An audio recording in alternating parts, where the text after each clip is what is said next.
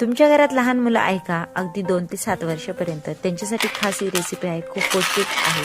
त्यासाठी सुरुवातीला बदाम घेतले, छान असे कट करून घेतलेले आहे। आवडीनुसार सर्व ड्रायफ्रुट्स तुम्ही या पद्धतीनुसार कट करू शकतात। एका ताटाला थोडंसं साजूक तूप लावून घेतलं आणि रागी मुरमुरा जो आपल्याला नागेलीचा मुरमुरा म्हणतात तो घ्यायचा आहे 3 कप भरून।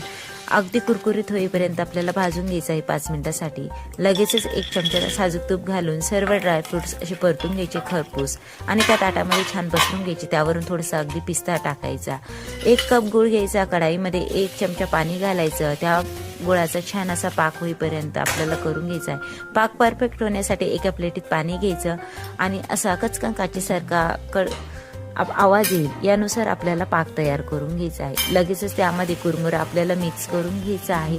झटपट पद्धतीनुसार मिक्स झाल्यानंतर लगेचच आपल्याला त्या ताटामध्ये सर्व मिश्रण काढून घ्यायचं आहे। एकदम कुरकुरीत आणि मस्त लागणारा, मुलांना आवडणारा आजचा रागी कुरमुरा तयार झालेला आहे। आजची रेसिपी तुम्हाला आवडली असेल तर पटकन लाईक करा, सबस्क्राईब करा आणि या पद्धतीनुसार मुलांसाठी पौष्टिक अशी थाळी नक्की एकदा करा। तर चला पुन्हा भेटूया अशाच रेसिपी सोबत। Bye bye.